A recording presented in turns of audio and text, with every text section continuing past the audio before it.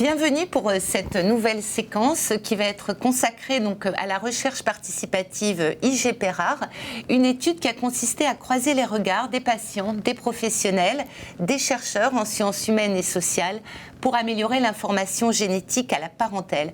Pour nous en parler, nous sommes ravis d'accueillir Marion Mathieu. Bonjour Marion. Vous êtes formatrice scientifique au sein de l'association Tous Chercheurs et chargée de mission donc à l'espace éthique PACA Corse. Je vous passe tout de suite la parole pour la présentation de cette étude et là aussi, je pense qu'elle suscitera de nombreuses questions. Merci beaucoup en tout cas de me donner cette opportunité de vous présenter cette recherche et je suis bluffée par la ponctualité. En tout cas, bravo pour ce congrès qui se fait en distanciel. Alors, peut-être avant de vous décrire plus en détail la recherche IG-PERAR, ça me paraissait important de vous donner quelques éléments de contexte. Donc, on va s'intéresser dans le cadre de cette recherche aux maladies rares, qui, alors vous le savez mieux que moi, sont très nombreuses, très variées, mais elles présentent des caractéristiques qui sont communes, notamment leur rareté, avec le seuil qui a été fixé en Europe à moins d'1 personne sur 2000. Ensuite, 80% des maladies rares ont une origine génétique et souvent génétique héréditaire, ce qui est le cas de la CMT. Et donc, elles vont concerner non pas un individu, mais plusieurs individus au sein de la famille. Et enfin, leur prise en charge reste en 2021 encore complexe, avec seulement un nombre limité d'entre elles qui bénéficient de traitements ou de moyens de prévention. Et quand ces traitements ou ces moyens de prévention existent, c'est d'autant plus important, en fait, d'informer que l'information circule au sein de la famille. Alors, ça a déjà été abordé par le docteur Malzac avant moi, mais on a de plus en plus de tests génétiques qui peuvent être proposés et qui vont du coup contribuer à donner cette information génétique qui peut être utile donc et donnée à la fois à l'individu qui va faire le test, mais qui va présenter aussi un intérêt pour les différents membres de sa famille. Un cadre légal, et là aussi ça a été abordé par le docteur Malzac, a été mis en place progressivement et c'est en fait dans la version de la loi de 2004 qu'a été introduit un cadre réglementaire pour encadrer l'information des apparentés, avec une première introduction en 2004, plus sous forme d'obligation, d'incitation à informer les apparentés. Et au fil des révisions, en fait, il y a eu un renforcement de l'information, de l'encadrement de l'information des apparentés, avec en 2011 l'introduction d'une obligation à informer les apparentés et en 2021 un renforcement des champs dans lesquels l'information des apparentés s'applique.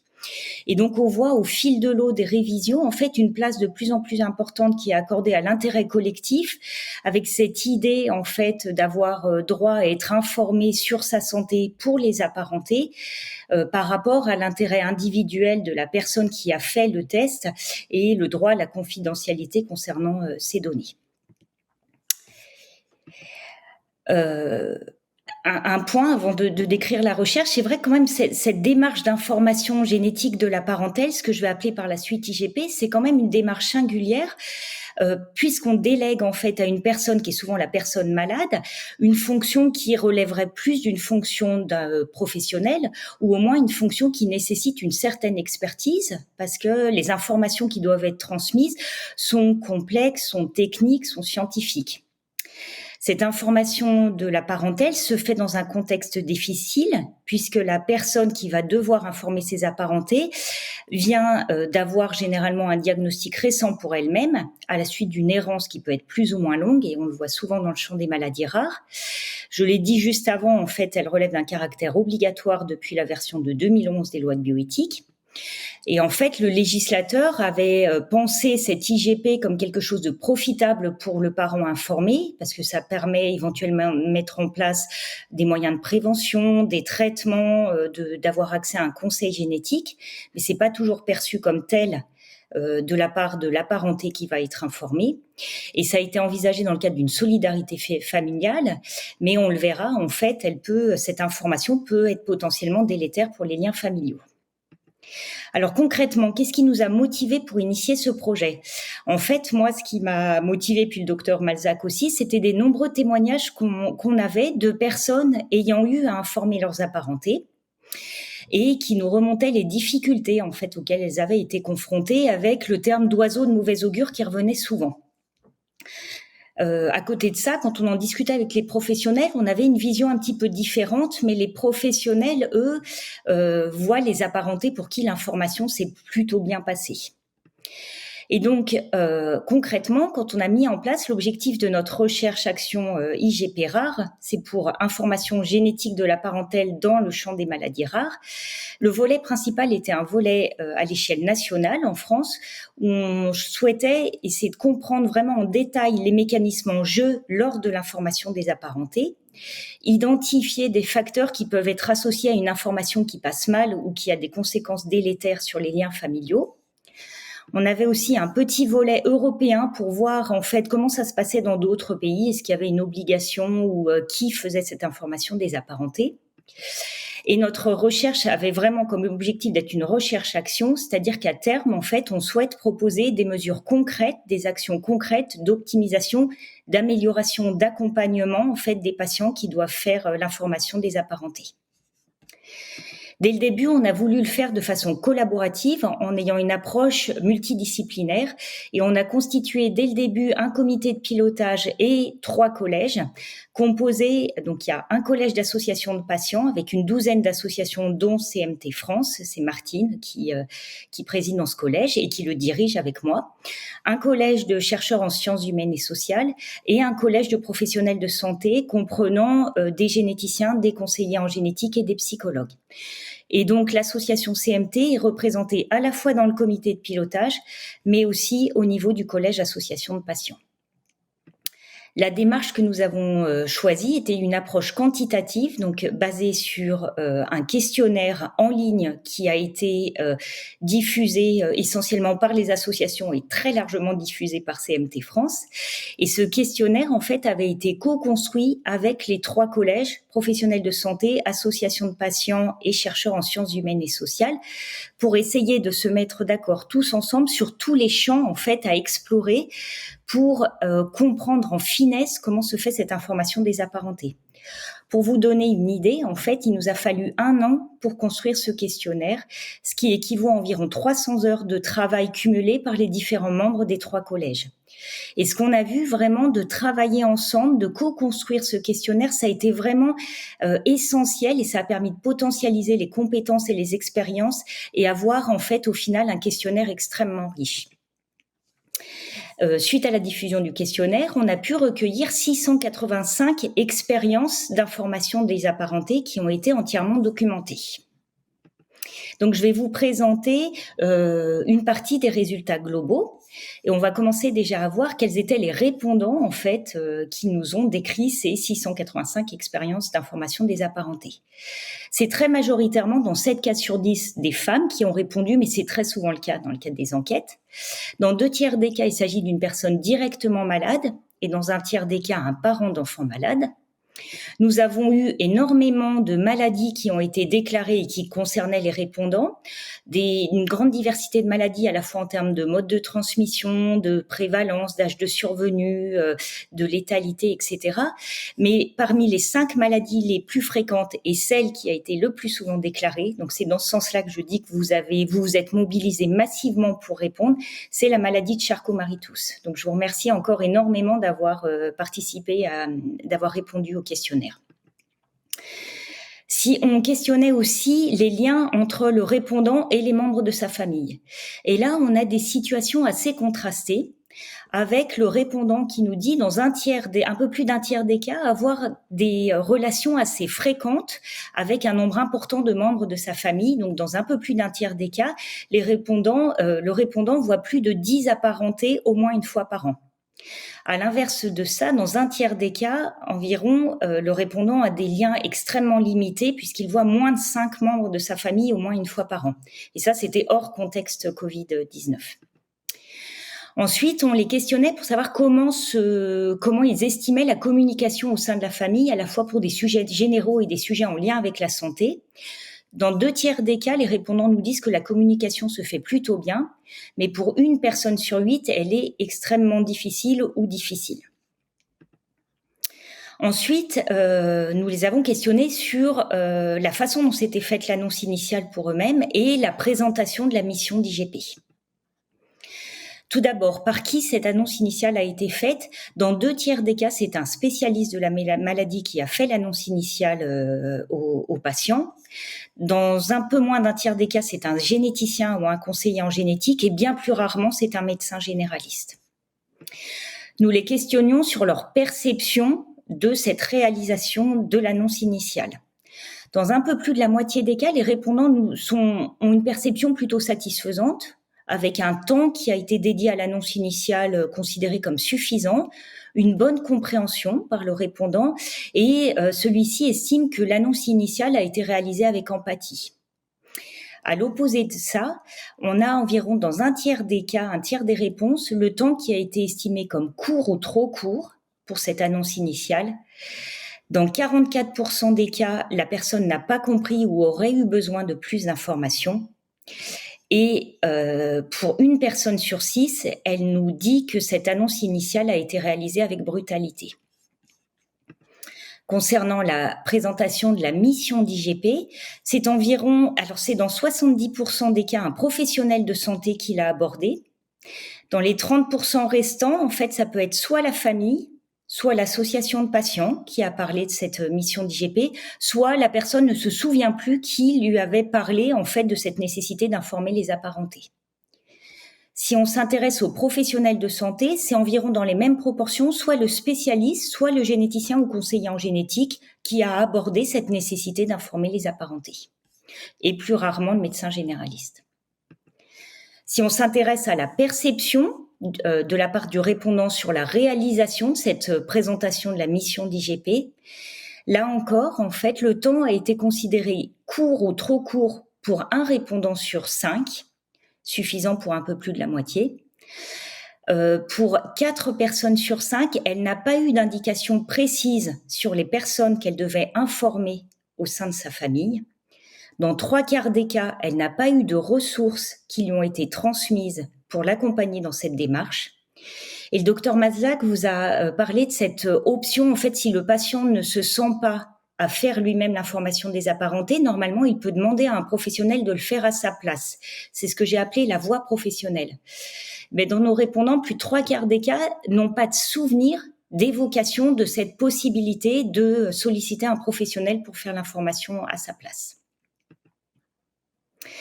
Si on s'intéresse maintenant au déroulement de l'IGP et de ses conséquences directes, alors très souvent, et ça c'est quelque chose qui nous a vraiment surpris en fait, et on ne l'avait pas anticipé, dans plus de 7 cas sur 10, ces informations des apparentés se sont faites de façon collective, avec en moyenne 4 à 5 apparentés qui ont été informés en même temps, lors d'une réunion de famille ou pour un autre événement. Très majoritairement, en fait, pour plus de 9 personnes sur 10, la motivation médicale, altruiste, solidaire, est considérée comme importante ou très importante pour la personne qui a fait cette information des apparentés. Si on s'intéresse au contenu qui a été transmis ou qui a tenté d'être transmis lors de cette information des apparentés, c'est dans 1 cas sur 5, 20% des cas, uniquement des informations génétiques qui ont été transmises. Et ça, c'est le contenu qui est en accord avec la réglementation et ce à quoi s'attendent les professionnels de santé. Alors que dans plus de 3/4 des cas, en fait, la personne transmet bien plus que les informations génétiques, elle transmet aussi des informations plus cliniques et sur la maladie, en dehors seulement des informations purement génétiques. Donc les personnes essayent de transmettre bien plus que le contenu qui avait été initialement envisagé. Si on s'intéresse aux conséquences perçues de cette information des apparentés, alors du point de vue de la personne qui a informé, son sentiment immédiat, dans un peu plus de la moitié des cas, la personne nous dit qu'elle a un sentiment plutôt positif d'avoir pu aider la personne. Et on retrouve pour pratiquement 1/4 de répondants, en fait, cette notion d'avoir été un oiseau de mauvais augure. Donc une perception très négative, un sentiment très négatif à l'issue de cette IGP. Concernant la non-utilisation de la voie professionnelle, en fait, il y a 4 répondants sur 10 qui regrettent, en fait, de ne pas l'avoir utilisée, de ne pas avoir mobilisé la voie professionnelle. Il le regrette soit parce qu'il n'en était pas au courant, il n'était pas informé que cette option était possible, soit ils le regrettent, ils étaient au courant, mais ils pensaient initialement être capables de le faire et au final, ils n'y sont pas arrivés. On les a aussi questionnés sur les conséquences, donc l'informé, les conséquences qu'il a perçues en fait pour la personne qui a été informée. Et là, cette perception, le répondant nous dit que dans un tiers des cas, il a eu l'impression que la parenté qu'il a informée semblait intéressée. Dans un tiers des cas, il a été surpris ou inquiet.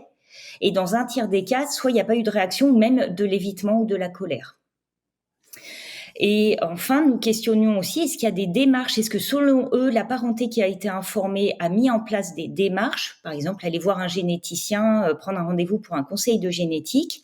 Et a priori, en fait, le répondant pense que dans 6 cas sur 10, il y a des démarches qui ont été entreprises, mais pour un tiers des cas, il n'y a aucune démarche qui a suivi cette information. Donc là, jusqu'à présent, je vous ai présenté une partie des résultats globaux concernant la totalité des 685 expériences que nous avons, qui nous ont été documentées. En fait, notre analyse ne s'est pas arrêtée là. On a souhaité voir, en fait, alors c'est une analyse statistique, là je vais utiliser des gros mots, ça s'appelle une analyse de correspondance multiple suivie d'une classification hiérarchique ascendante. Mais en fait, concrètement, ça sert à quoi? En fait, ce type d'analyse, ça permet de voir est-ce que au sein de tout ce groupe d'expériences, d'informations qui nous ont été remontées, est-ce qu'on arrive à identifier des sous-groupes qui sont très homogènes au sein des sous-groupes et très différents d'un sous-groupe à un autre? Et en faisant cette analyse, en fait, cette analyse, elle a permis de nous générer 3 sous-groupes d'IGP qui sont distincts à la fois en termes de contenu de l'information transmise, en termes de conséquences, à la fois sur l'individu qui a informé et sur sa famille, et aussi des différences en termes d'engagement, en fait, de motivation à réaliser cette mission. Je vais essayer d'être schématique et de vous expliquer un peu plus clairement. Parmi les sous-groupes, en fait, il y en a un qui englobe 50% des expériences d'IGP qui nous ont été remontées, donc quasi 350 expériences d'IGP. Et en fait, dans ce sous-groupe, qu'est-ce qui se passe? Qu'est-ce qui le caractérise? C'est un sous-groupe où il y a beaucoup d'informations qui ont été transmises, à la fois génétiques et puis médicales. On retrouve encore plus d'IGP collectifs dans ce sous-groupe par rapport aux 2 autres. Dans ce sous-groupe, la personne qui a informé était motivée, se sentait légitime à le faire. Et les apparentés qui ont été informés ont été globalement intéressés. A priori, ont bien compris l'information qui leur a été transmise et ont mis en place une action. Et du coup, ce sous-groupe-là, les 3 collèges ont décidé de l'appeler un sous-groupe où les informations ont été opérantes. On aurait pu mettre le terme efficace aussi. Donc, dans 50% des cas, en gros, cette expérience d'IGP, en fait, a été positive et c'est ce groupe-là, IGP opérante. Dans les 2 autres sous-groupes qu'on a identifiés, la situation est nettement plus critique et notamment pour un quart des IGP, en fait, c'est un groupe où il y a eu très peu d'informations qui a été transmise. Il y a eu plus dans ce groupe-là d'IGP qui ont été faites de façon individuelle, en tête-à-tête, plutôt que collectivement. C'est un groupe où la personne qui a informé était motivée, mais se sentait peu légitime à le faire, avait une forte appréhension de le faire avant même de réaliser cette information.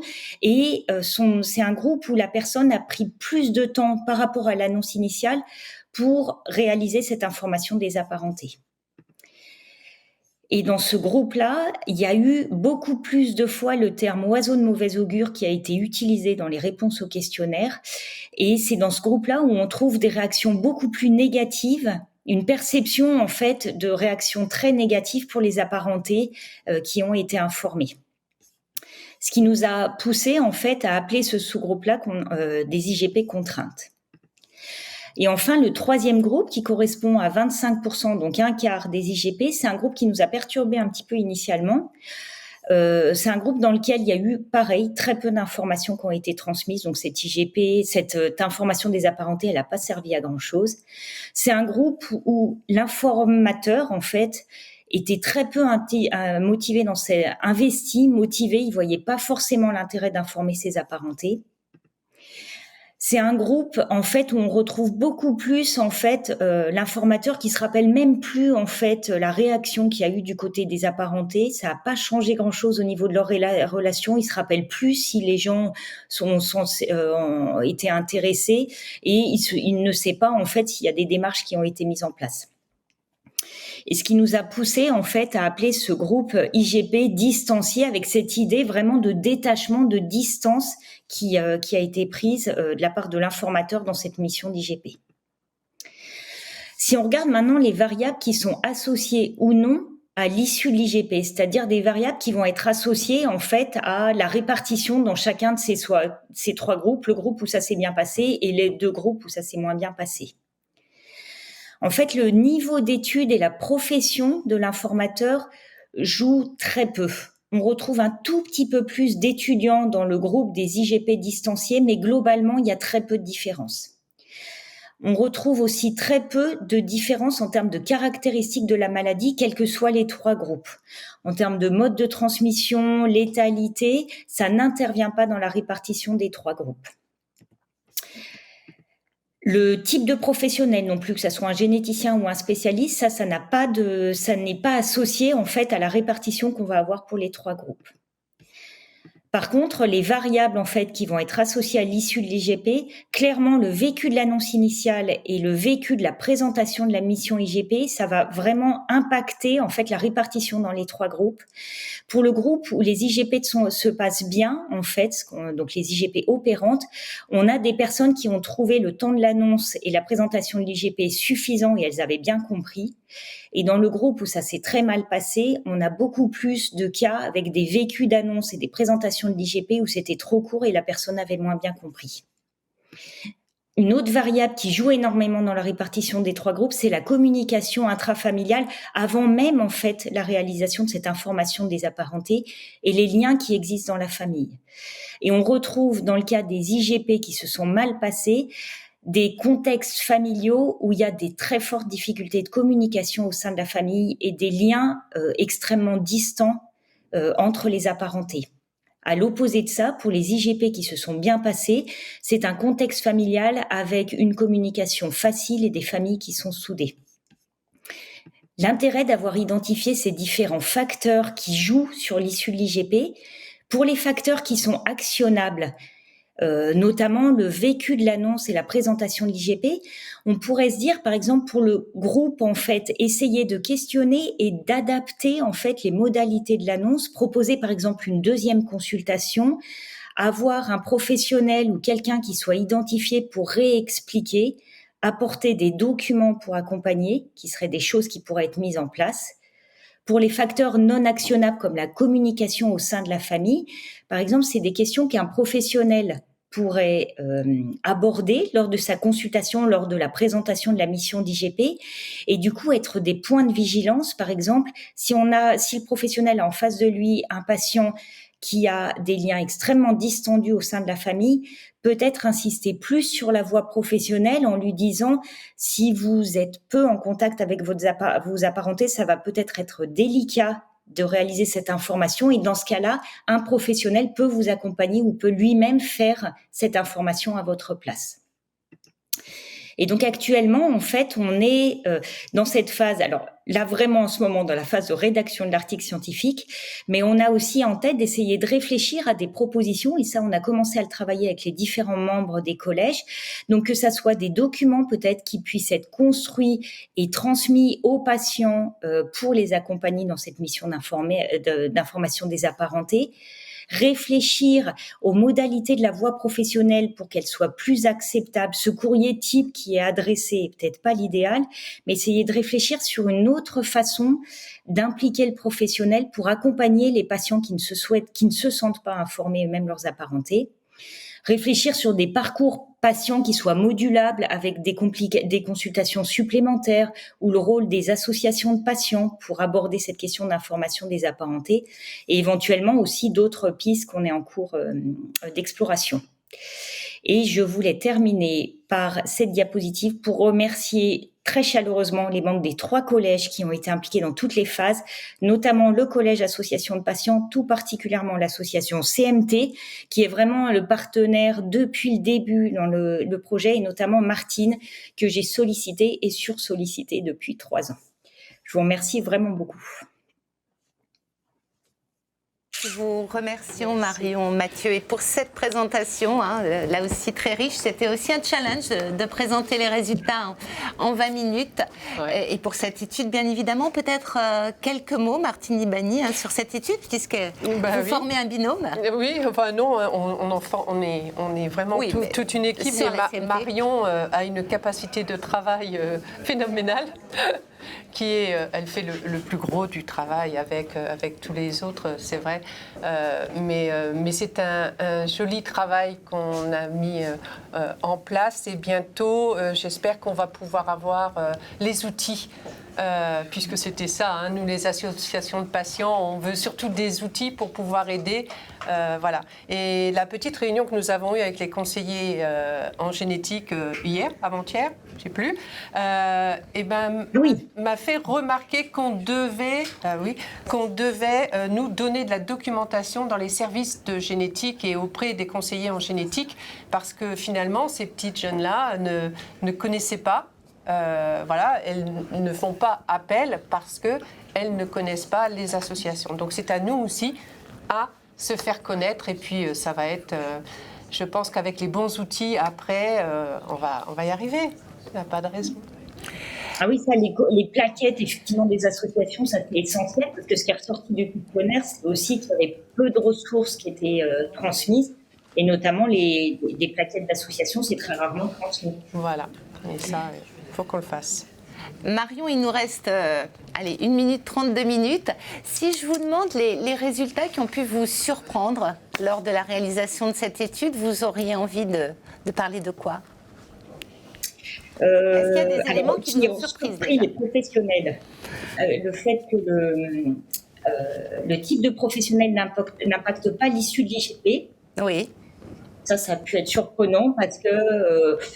il y avait peut-être certaines idées que les généticiens ou les conseillers en génétique abordaient peut-être mieux l'information des apparentés. Ça, c'est pas ressorti. Et aussi le type de maladie. Moi, naïvement, je croyais que des maladies pour lesquelles il y a des modes de il y a des traitements qui sont proposés, c'est nettement plus facile d'en parler. Oui. Et en fait, ça ressort très peu.